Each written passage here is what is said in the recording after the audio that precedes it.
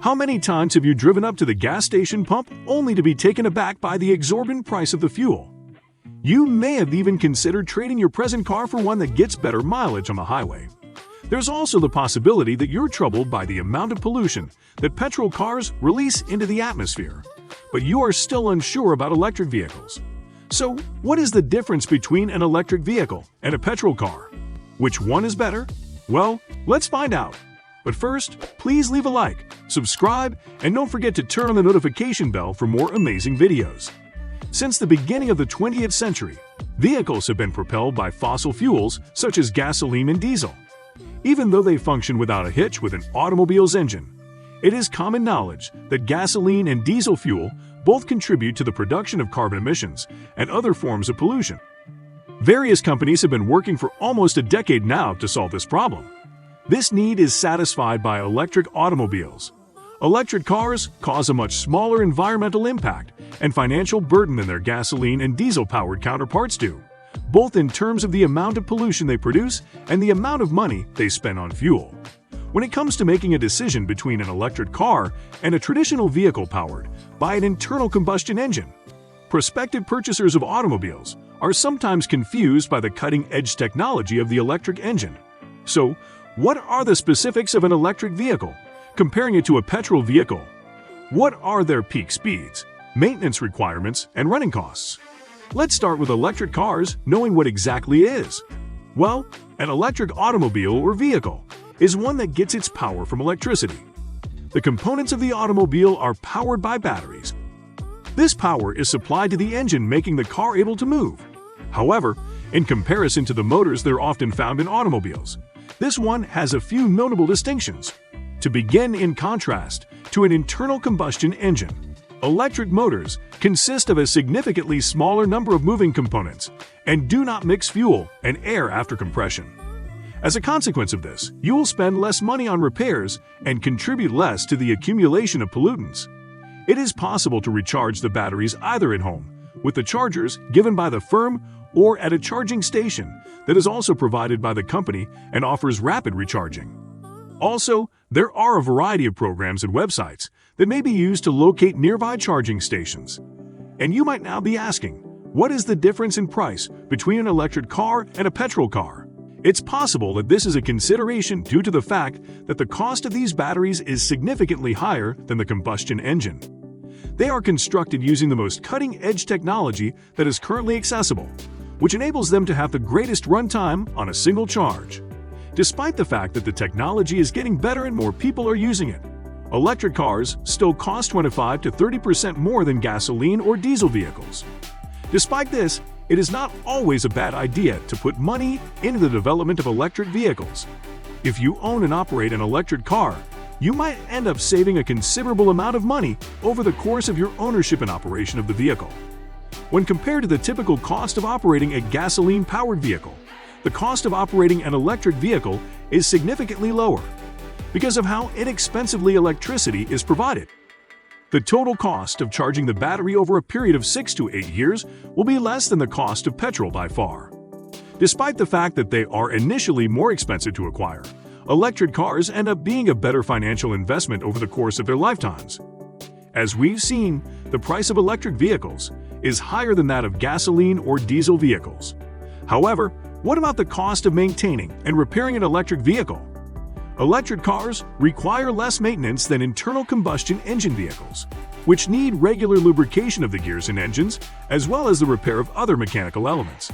Because there are fewer moving components in an electric vehicle, there is less wear and tear overall, which results in fewer times that the vehicle needs to be sent to the service center.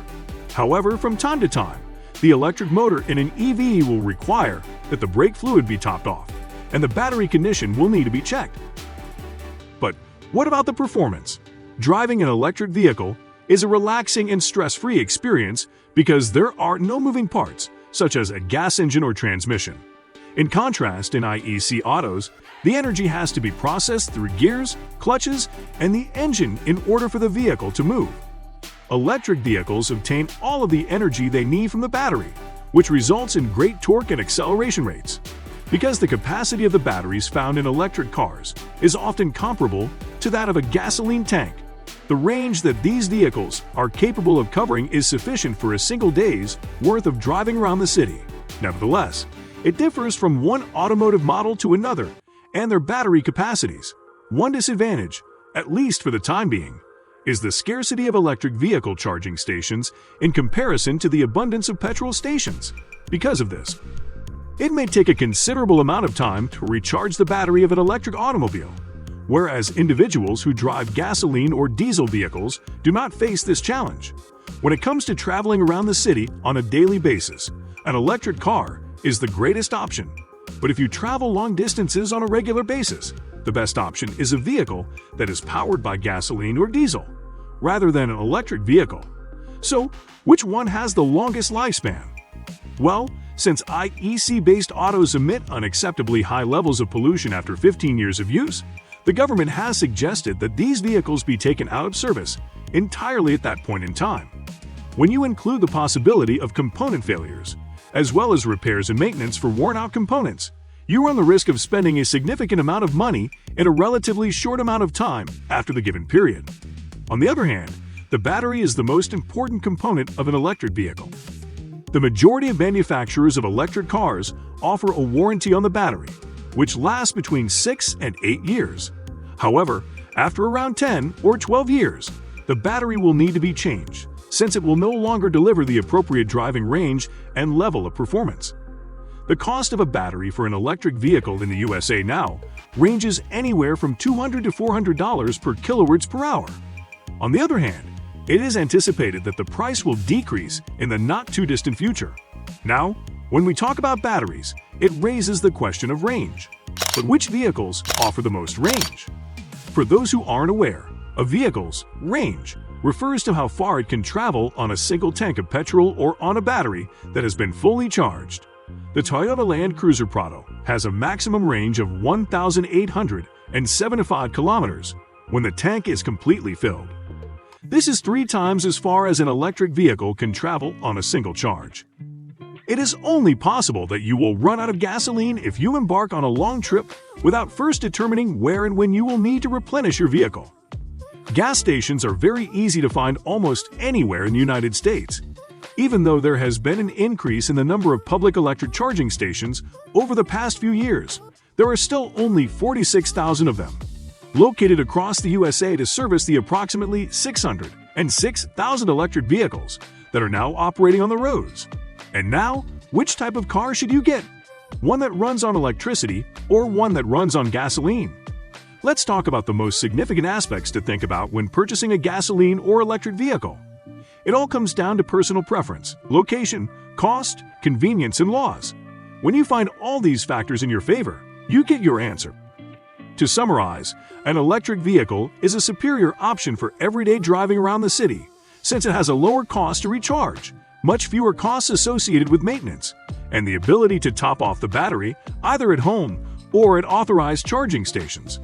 However, when it comes to frequent long journeys, nothing rivals the convenience and comfort of a conventional gas or diesel automobile, which can be refueled quickly at any of the city's hundreds of gas stations and is now an alternative that is more cost-effective. Considering all the factors we just mentioned, which type of vehicle would you choose? Comment below. Let's engage.